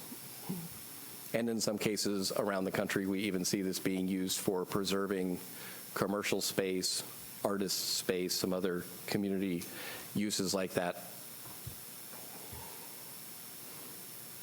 Here's how this works. Again, we want to income qualify these households, so we're not providing assistance to anybody who walks in the door. We're targeting folks in particular income brackets who otherwise would always be renters and helping them get into home ownership so they'll build up some equity.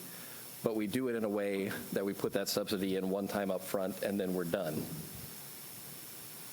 And this is also helpful in some communities where we're trying to prevent the gentrification of an area. Probably less of a concern here.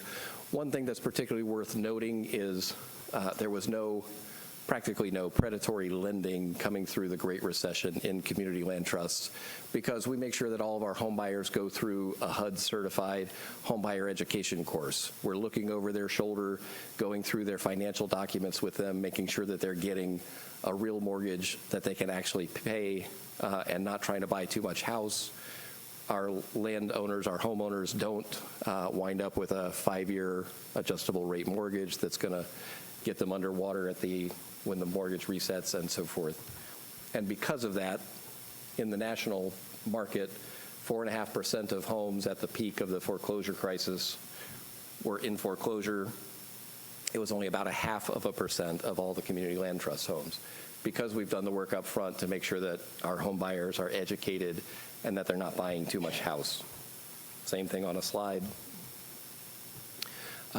This is one of our projects on the left there. This one's called Eco Village. It's over in Dunedin. It's a townhome development we're really proud of. It has a mix of low income, which could be a teacher in her first couple years of school, out of school. It has some moderate income units. That might be a police officer who's been on the force for 10 or 15 years. And it has some unrestricted income units in it, all in the same complex.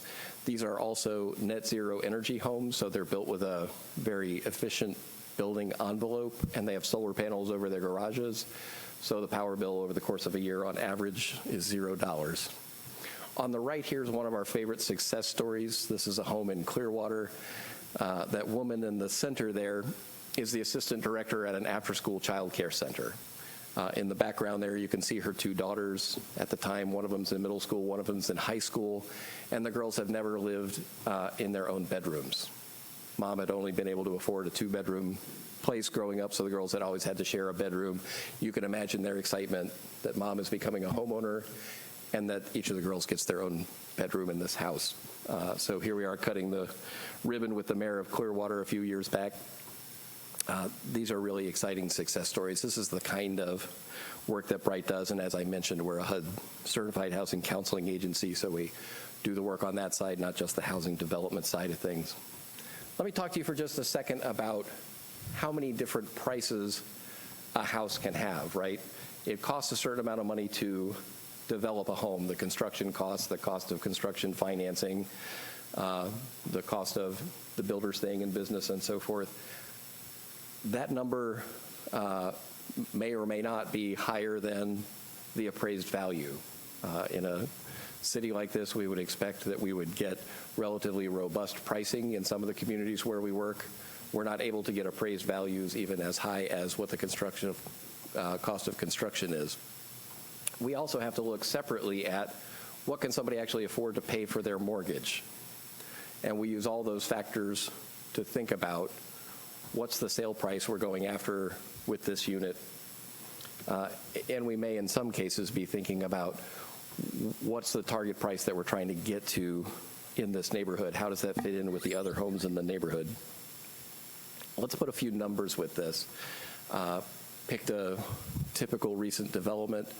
The all-in cost of developing is about $225,000, and for simplicity's sake, we just stated that the appraisal came in exactly at the development cost.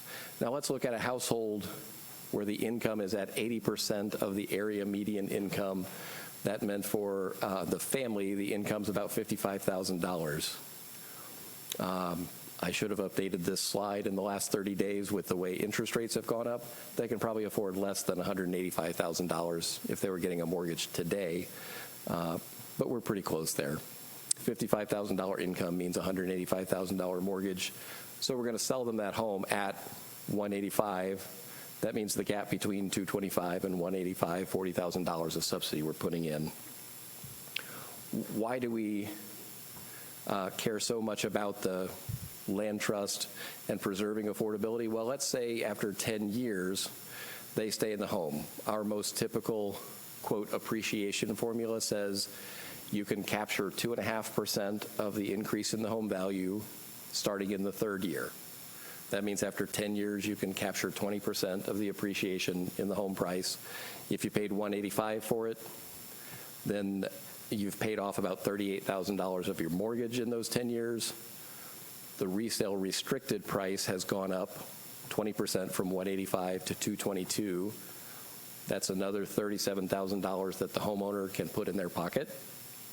38 plus 37 minus the closing costs and commission, right? We expect they would take out about $60,000 after staying in that home.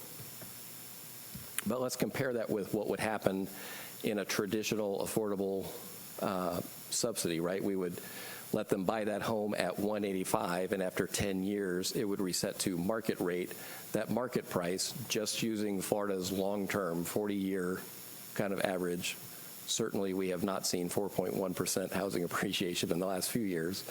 That market price we'd expect to be $336,000, right? So now, but the wages have only gone up about 2% a year, again, over that same 40-year kind of period. So we would expect them to be able to have an income of about $71,000 and be able to get a mortgage at about $236,000. The $40,000 subsidy we had to put in today to help one family into home ownership, in 10 years, we'd expect to be putting in $100,000 to help the next family get into home ownership. This is why we say the land trust is such a great tool, because when we resell the home in the land trust, the amount we put in is $0 additional dollars, right? We've put the subsidy in once up front. We've capped how much appreciation they take out. And so we're able to help every family that will live in there get into home ownership. Another big benefit here our homes have to be owner occupied. We want them to homestead the homes. We are not in the business of helping investors buy homes. We're not in the business of helping folks buy a vacation home or turn it into a rental. We're in the business of helping people get into home ownerships, which has great benefits for the neighborhoods and can reduce some of the speculation that's making home ownership such a challenge. This is intended to create a permanent supply of stepping stones to get people from rentals into full market rate home ownership. A land trust home is fully inheritable, so if somebody stays in it for 20 years and then wants to pass it on to their kids and the kids want to live in it for another 20 years, A-okay. It's on the next resale that will income qualify them again, the next buyers. The property taxes are paid by the homeowner at the resale restricted value, right? So if we're helping somebody buy a home at $185,000, even though it costs $225,000, they're paying property taxes at that $185,000 number, and it'll only go up in sync with their resale restricted value. I put this last point on here, land trust business model, just to say we typically generate a ground lease of $20 or $25 a month. We're a minimal cost to anybody. The land trust doesn't stay in business on the basis of those ground lease fees. We earn most of our keep as real estate developers, doing this on a mission-driven kind of real estate basis. So I say that to say a lot of cities and counties have decided a land trust would be a great tool in their toolbox. They should go start one. I highly encourage cities and counties to think twice about starting their own as opposed to participating in a broader effort. And that's about it from me. I'm happy to take any questions that you all would have. Thank you, sir. I don't see anyone on the board, so are you on the board? Try it again. There. Wait, something's on there now. Commissioner Bradford, can you take yourself off and put yourself on? Because no, you're not. She's not showing up. Now she is. Okay, Commissioner McCool and then Commissioner Bradford.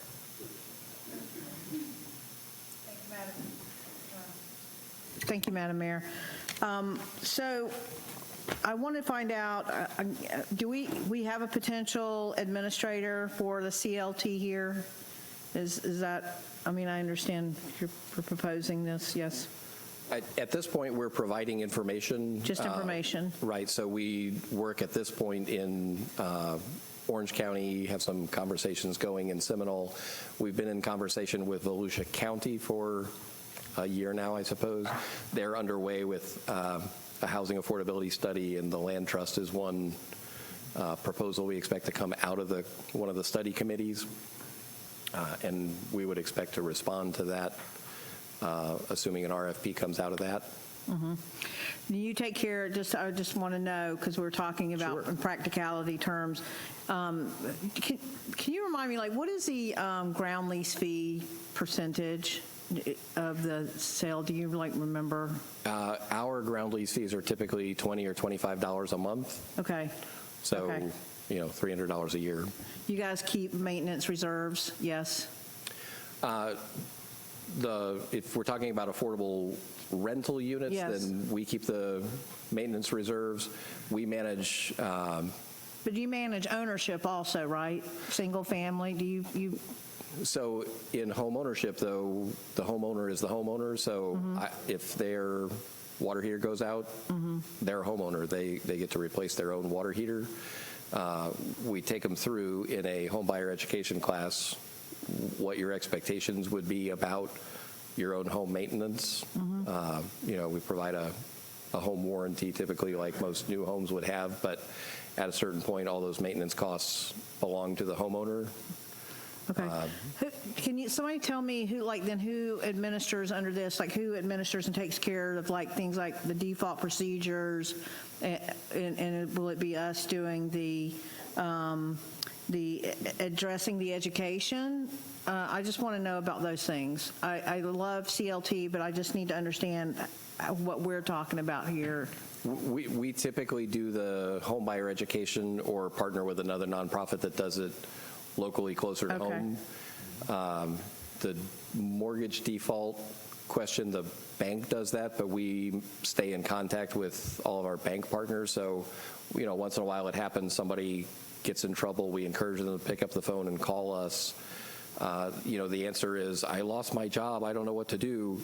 Hold on, catch breath. We're going to call the bank, okay. and we'll work through it with you. That's what I'm trying to understand, like where do all those procedures fall back on, as it pertains to us as a community, as far as the taxes, and that's part of the education, right? We're addressing that, taxes, maintenance reserves, those kind of things. Okay. Yeah. All right. That's all I have. Thank you. Commissioner Bradford? Sorry, I've just got a few questions. Okay. Sure.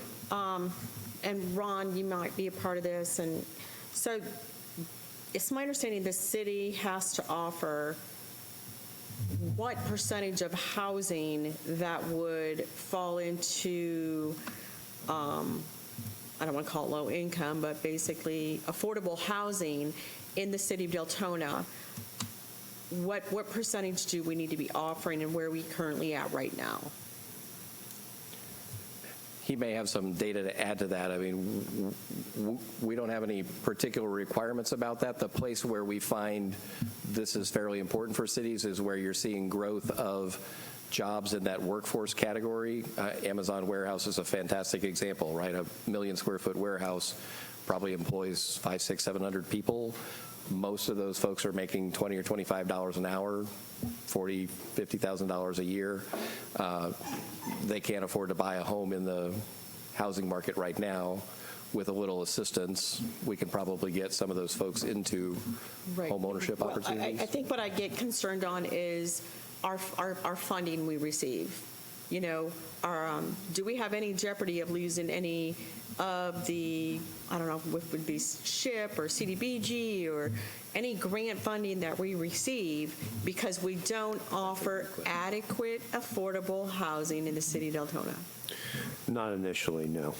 But it could get to that point one day in the future. Okay. So at this point, what you're saying is we have adequate, affordable housing in Deltona. I wouldn't necessarily say that. I don't think there's been any threshold articulated as what is adequate. I think we all are very aware that the cost of housing is going up. There's no doubt about it. Okay.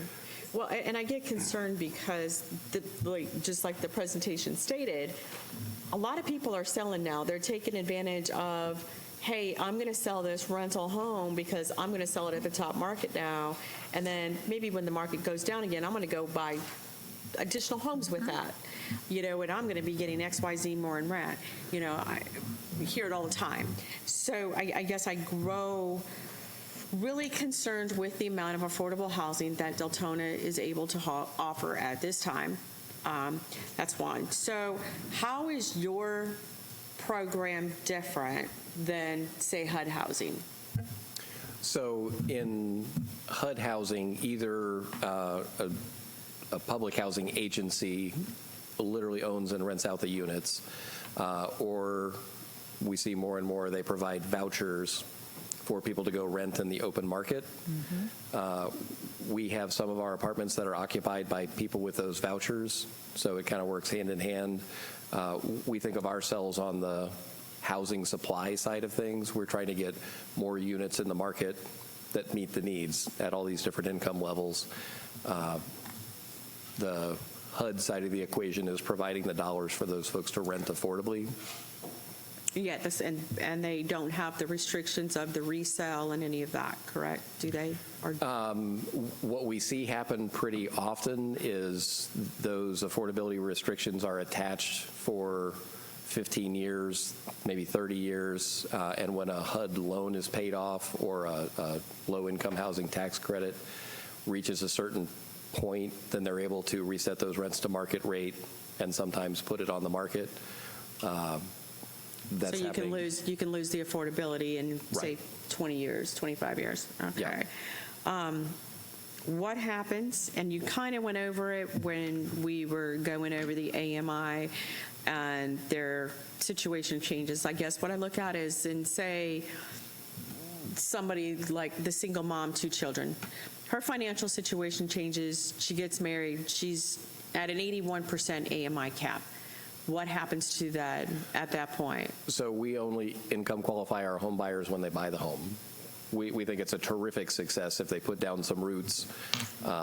They fix their housing costs. I didn't say this, but it probably merits saying, right, one of the benefits of home ownership is once you have a mortgage payment, you have the same mortgage payment for the next 30 years, assuming you have a 30-year fixed-rate mortgage. Right. Your taxes will go up a whisker, but nothing like what people's rent does. So after 4 or 5 years, you're still paying the same mortgage. If you were renting, your rent is going to be 20, 30, 40% higher than it was. That's additional savings you can put in there. But, we're excited for our home buyers to stay in the home, generate more income, get a leg up. That's what we want to see happen. Right. So there's no like, oh my gosh, you've exceeded that cap now. Okay, great. Right. I just want to make sure that's out there. Yeah, no, that's a great question. And then what land have we even looked at? Does the city own and have available, Ron? Have we even looked at that? I'm guessing if you guys are at this point, you've probably had some ideas out there. We do not have, land resources that would really be suitable for this type of program, but we may one day. Part of what prompted this discussion with CLTs was something we talked about a number of months ago when we wanted to allocate $200,000 or $300,000 to looking at something like this. And I've always envisioned that it could involve the purchase of a house and just in neighborhood anywhere in the city, and then that community land trust model be applied to that house. And, there would be a ground lease, and the ground would be owned separately by, some maybe nonprofit entity or something along those lines. And then just that house would be owned by the homeowner. Thank you. I have a couple of questions, and then Commissioner McCool is on the board again. So one of the questions, Commissioner Bradford, was exactly what you asked. What type of land do we have available in the city?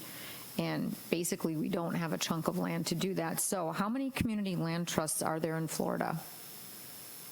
There are probably 15 or 20. I think we are Florida's largest land trust if you count units. The other couple of big ones are down in South Florida. Yeah, when I pull it up, I get like 10 from the floridahousing.org, and they're mostly Lake Worth, Clearwater, West Palm, Delray, another one in Clearwater, Delray, Winter Park, West Palm, and Fort Lauderdale is what the ones, and I'm sure there are other ones that aren't on this list.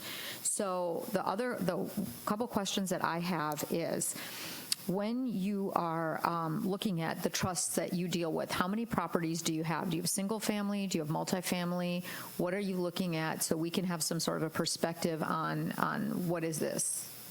Sure. So we hold in trust 17 apartment complexes at this point. Number 18 is under construction now. They're in Tampa Bay. Number 18 is in Orlando. We have developed about 120 single-family homes over the years. We've got another, 6 or 8 in the pipeline at any given time. We serve cities from, St. Pete, Clearwater, Largo, Tarpon Springs, Dunedin, Pinellas County, City of Tampa, Hillsborough, here, Orlando, Orange County,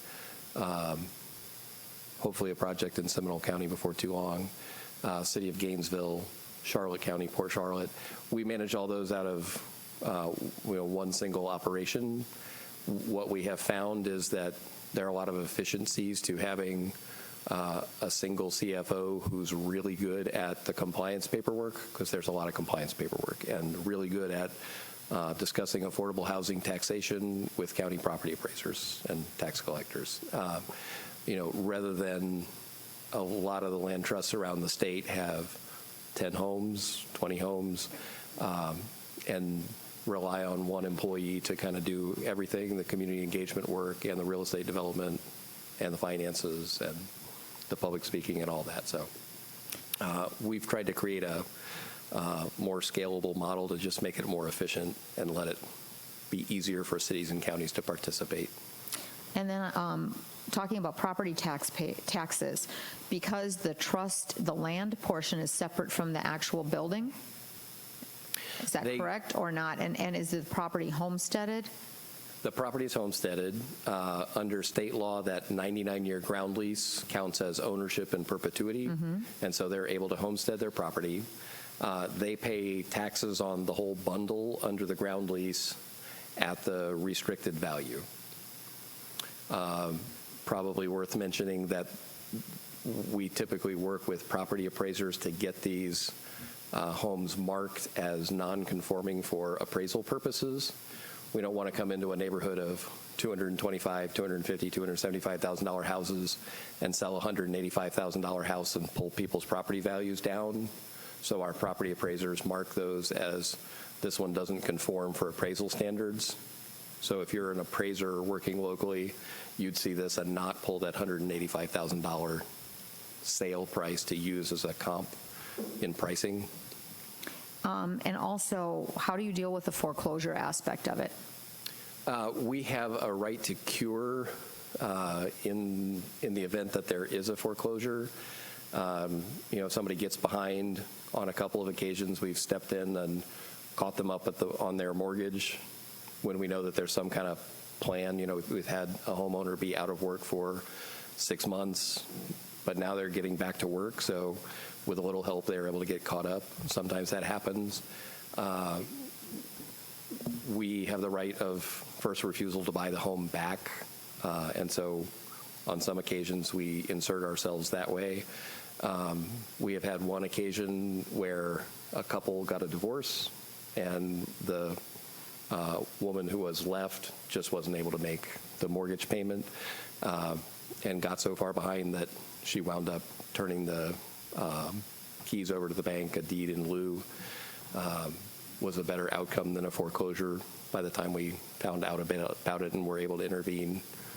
Better than a foreclosure, not a perfect outcome, but better than it could have been. So there are a lot of tools that we can help. We can't salvage every situation, but out of 120, one deed in lieu, a couple of cures is a pretty good track record. And the last question I have, for example, if we have several lots in the city and we end up doing, say, single-family home under a program like this, who monitors what goes on in the home? In other words, our city is notorious. I shouldn't say that, and I don't mean notorious, but it happens in a lot of other cities where the garage is built out to another bedroom, and you're subletting this and letting people come in. What is there? Is there a monitoring system that goes on, or is it just standard code enforcement like the city? How does that portion of something like that work? It is a few things. So code enforcement sometimes is helpful. Any kind of permitted construction, they're required to get us involved. So if somebody wanted to convert a garage the right way into a rental unit, then we would step in and say, whoa, whoa, whoa, whoa, no, this is not what this house is for. We're stewarding it together permanently. We're not trying to turn this into your rental property. Particularly for the first couple of years when we have new homeowners, we like to just occasionally drive by. We have a right to inspect annually. We have a right to inspect externally anytime. And the annual inspection is internal? Yeah. Okay. So, we most often find that things go just great, and there's just no need to do that. We find, most of our homeowners understand the program, understand, just what they're benefiting from. It works out great. And the reason I'm asking these questions is if, what Ron said is if there's a piece of property that the city gets or buys, that's our land. And we would be stewards of that land, and it's not to micromanage anybody's private home or anything like that, but when it's a city-owned piece of property. Right. The last question I have, if the city owns the piece of property, and a house is put on there that goes through your program, for example, how is that property then, is that the 99-year lease thing that becomes a taxable parcel? Because the city property is not property taxable, if that makes sense, right? You don't pay property taxes on something that a municipality owns. So if we have 3 houses that we decide to do that, how does that work in terms of the city owns the land? What's the property tax situation on that?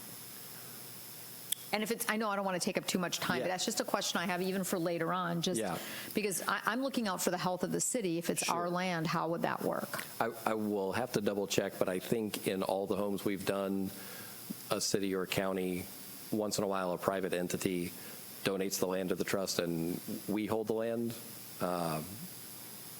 In a lot of cases, particularly with the multifamily parcels, the city or county says, we can give it to you and you can mess with the development process and you can handle the RFP. We'll tell you what needs to go on it, but we don't have to manage the public purchasing side of it. Okay, so to be clear, we would deed the piece of property or something, there would be something that we would be out and the trust would deal with it. Right, that's typically how this would work, and then you would tell us what affordability criteria, or if you have other criteria. We sometimes have a home for seniors or... Okay, we're at our limit for 7:30, and I have Commissioner McCool and Commissioner Ramos on the board. Commissioners, are you okay for an extra 15 minutes? Commissioner King? Okay. Commissioner McCool, Commissioner Ramos. And we'll wrap up if no one else. Thank you, Madam Mayor. A quick question, Ron, for you. I just want to understand the viability of options between single property and apartment complexes here. What are we looking at here as we move forward? I think that there are advantages to the multifamily format based on an economy of scale. I think there's, realistically, the housing type in the city is dominated by single-family detached. And, I think realistically sticking with that model suits this community a lot better, and that it'd be a more scattered type of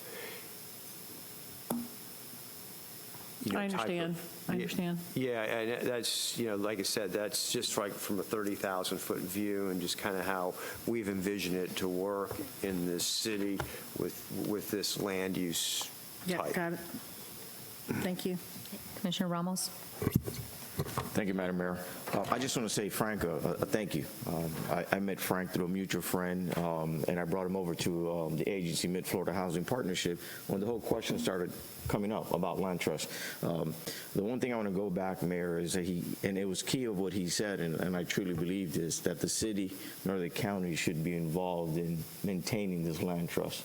That's number one. The other thing is that, so we do affordable rental, and we have to keep him under affordability for 20 years. But we also do the first-time home buyer, and I believe I have one of the few HUD counselors here in the county. And even when we've done first down payment assistance through any of the cities, that HUD counselor, the buyer signs a paperwork that keeps a HUD counselor involved. So it might be a way of, I can tell you that our HUD counselor is constantly talking to folks who have already purchased a house just to make sure that there's no cracks. Or if we've seen that there's going to be a crack, then that's when we come in and play a role. I think this is definitely, then obviously we had the Affordable Summit here in the county, and I know it's conversation that's happening of the route to go. But I just want to say thank you for being out here. Thank you, Commissioner. It's a pleasure. Vice Mayor? Thank you, Mayor. I just want to say, Frank, thank you for coming out. I know you gave the AHAC committee a presentation, and I think we took more of our time, probably the whole meeting in this presentation, because they were so interested in it. I'm happy to see members of the AHAC committee here, and I just want to say, I didn't ask any questions because we went through this already, and you answer all the questions we had at that time.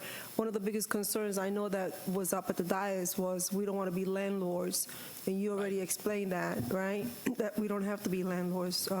We can have the company, monitor all that stuff for us.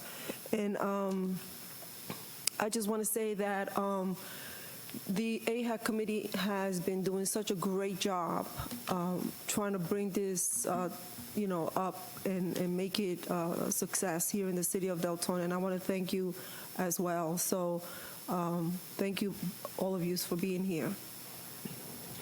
If I may, just to respond to something Commissioner McCool said, thank you both, Commissioner Ramos, Commissioner Avila-Vasquez. We have land in the trust that has come in all kinds of ways. We have a parcel in Pinellas County that was left over after a road and widening project. It was where they parked trucks while the road was being widened, and when they measured it out after they were done, they went, oh, well, that could be some townhomes, so we're working on building some affordable townhomes there, right? There are all kinds of opportunities potentially. And to the point that's been raised in the discussion about impact fees, to cite a retail business, a restaurant, having some density of housing is part of how you build that economic base to potentially attract those commercial businesses. So there might be an opportunity in your longer term planning to look at, are there places where some workforce income townhomes or something like that at a little more density than the single family residential might make it a little easier to build the commercial base. We're happy to participate in the conversation anytime we can be helpful. We're here to be a resource, whether or not we work with you directly. We're here to solve Florida's housing problems, so feel free to use us as a resource anytime, any way we can. Thank you very much, sir. We appreciate it. Mr. Peters, you have your direction for this. Do you need anything else from the commission? No, ma'am. We just wanted to have this presentation. Staff is looking at various options on how we can achieve affordable housing. And certainly what was presented tonight will be part of what we look at with the moratorium process to see if there are ways to get involved with land trusts to make properties more affordable for our lower-income residents. Okay. Thank you, everybody. We are good to go. No other questions. We are adjourned. Thank you.